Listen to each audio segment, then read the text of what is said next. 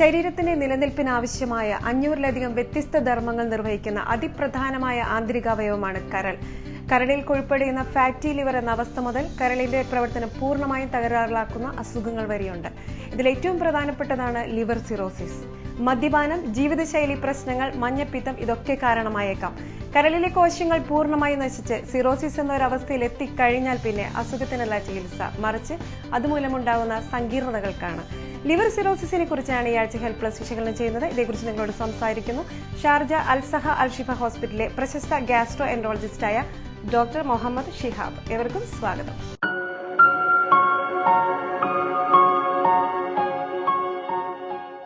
Doctor നമസ്കാരം, help പ്ലസിലേക്ക് സ്വാഗതം. Doctor, നമ്മളിന്ന് ചർച്ച ചെയ്യാൻ പോകുന്ന വിഷയം എന്ന് പറയുന്നത് ലിവർ സിറോസിസിനെ കുറിച്ചാണ്. നമുക്കറിയാം ഡോക്ടർ, കരൾ രോഗങ്ങൾ വളരെ വൈകിയാണ് ലക്ഷണങ്ങൾ കാണിക്കുന്നത്.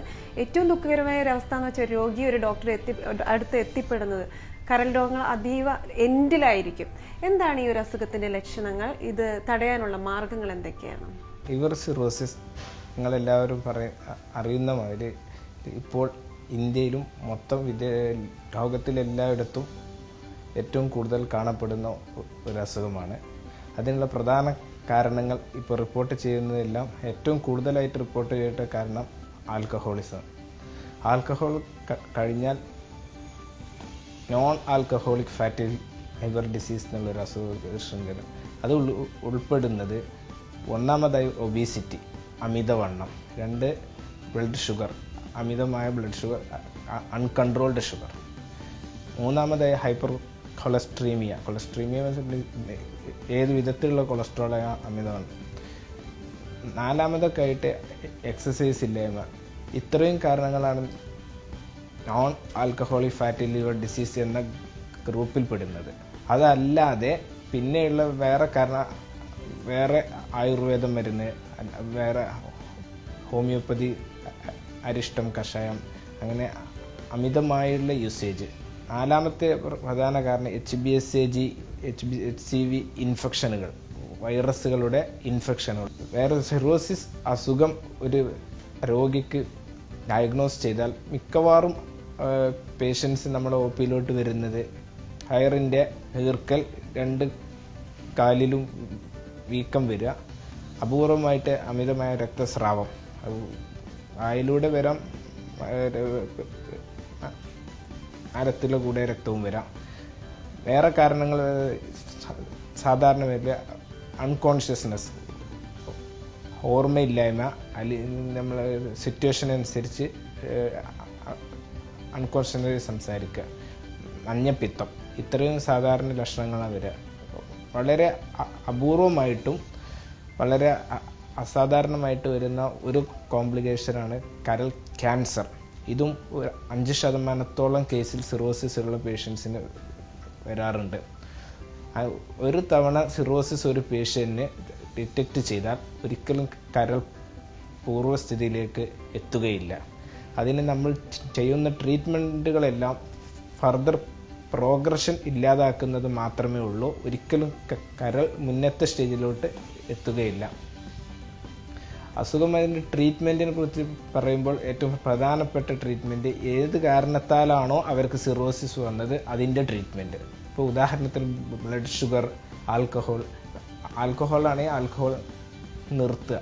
ആൽക്കഹോൾ ഒരു വർഷം സിറോസിസ് വന്നു കഴിഞ്ഞ് വീണ്ടും യൂസ് ചെയ്യുകയാണെങ്കിൽ ഒരിക്കലും നമ്മൾ മെഡിസിൻ കൊടുത്തിട്ട് യാതൊരു ഉപകാരവും പ്രയോജനവും ഇല്ല. ഇനി അടുത്ത ഒരു patient cirrhosis blood sugar, uncontrolled blood sugar മൂലം വരികയാണെങ്കിൽ അതിൻ്റെ ട്രീറ്റ്മെൻറ്റ്, ഫസ്റ്റ് ലൈൻ ട്രീറ്റ്മെൻറ്റ് എന്ന് പറയുന്നത് control of blood sugar control ചെയ്യലാണ്.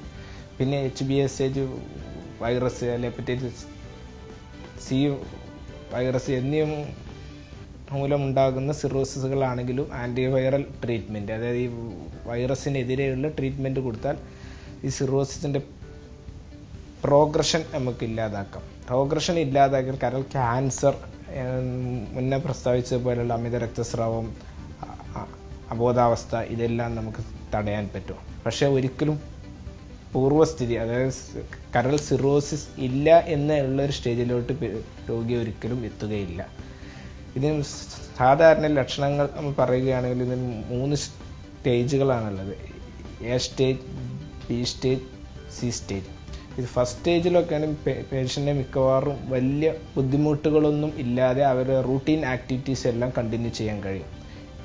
ഒരു പക്ഷേ രണ്ടാമത്തെ സ്റ്റേജിലോ മൂന്നാമത്തെ സ്റ്റേജിലോ വന്നാലാണ് മിക്കവാറും എല്ലാ കോംപ്ലിക്കേഷൻസും സാധാരണയായി വരാറുള്ളത്. വൺസ് കോംപ്ലിക്കേഷൻസ് എല്ലാം വന്നു കഴിഞ്ഞാൽ മിക്കവാറും പേഷ്യൻസ് എല്ലാം മൂന്നാമത്തെ സ്റ്റേജിലായിരിക്കും. അങ്ങനെ ഒരു മൂന്നാമത്തെ സ്റ്റേജിലുള്ള പേഷ്യൻസിന് നമ്മൾ സപ്പോർട്ടീവ് ട്രീറ്റ്മെൻറ്റ് കൊടുക്കുന്നതിനോടൊപ്പം ലിവർ ട്രാൻസ്പ്ലാന്റേഷൻ, അതായത് കരൾ മാറ്റിവെക്കൽ ശസ്ത്രക്രിയയെ പറ്റി ഉത്ബോധനം കൊടുക്കേണ്ടതാണ്. അതിനുള്ള സജ്ജീകരണങ്ങൾ പേഷ്യൻ്റ് സാമ്പത്തികമായുള്ള കാര്യങ്ങളും എല്ലാം ഓക്കെ ആണെങ്കിൽ അവർക്ക് അതിനുള്ള പെർമിഷനും അതിനുള്ള ആവശ്യമുള്ള എല്ലാ സൗകര്യങ്ങളും ഏർപ്പാട് ചെയ്തു കൊടുക്കേണ്ടതും അത്യാവശ്യമാണ്. പ്രതിരോധ മാർഗങ്ങൾ നമ്മൾ ഏറ്റവും കൂടുതൽ ശ്രദ്ധിക്കേണ്ട avoidance of alcohol. Alcohol means social drinking എന്ന ഒരു കൺസെപ്റ്റ് ഉണ്ട്. അത് അത്യാവശ്യത്തിന് എപ്പോഴെങ്കിലും ഒക്കെ യൂസ് ചെയ്യുക. അത് വലിയ കരൾ സിറോസിസ് വരുമെന്നില്ല, പക്ഷെ നമ്മൾ എന്നാലും അത് മാക്സിമം കൺട്രോൾ ചെയ്യുക. 1, 2 ബ്ലഡ് ഷുഗർ, ഡിസ്ലിപ്പിഡീമിയ, അമിതവണ്ണം, ഇങ്ങനെ ആവശ്യത്തിനുള്ള എക്സസൈസ് ഇല്ലായ്മ, ഇത്രയും കാര്യങ്ങളിൽ നിന്ന് നമ്മൾ മാക്സിമം പ്രിവെൻഷൻ ചെയ്യാം. ഫാറ്റി ലിവർ എന്നുള്ള അസുഖം ഉണ്ടോ എന്ന് ഇടയ്ക്കിടയ്ക്ക് ചെക്ക് ചെയ്ത് ഫാറ്റി ലിവർ കരൾ സിറോസിസ് എന്നുള്ള സ്റ്റേജിലോട്ട് വരുന്നുണ്ടോ ഇല്ലേ എന്ന് ഇടയ്ക്കിടെ ചെക്ക് ചെയ്യേണ്ട ആവശ്യമുണ്ട്. വേറെ അതുമൂലമുണ്ടാകുന്ന പല ഡ്രഗ്സുകളും, അമിത ആയുർവേദ മരുന്നുകൾ, അരിഷ്ടം, കഷായം, അമിതമായ യൂസേജ് ആവശ്യമില്ലാത്തടത്ത് ഉപേക്ഷിക്കുക. ഇത്രയും കാരണങ്ങൾ നമ്മൾ മാക്സിമം ട്രൈ ചെയ്ത് അതിനുള്ള കാരണങ്ങൾ പ്രിവെൻറ്റ് ചെയ്താൽ നമുക്ക് കരൾ സിറോസിസ് ഒരു പരിധിവരെ തടയാവുന്നതാണ്.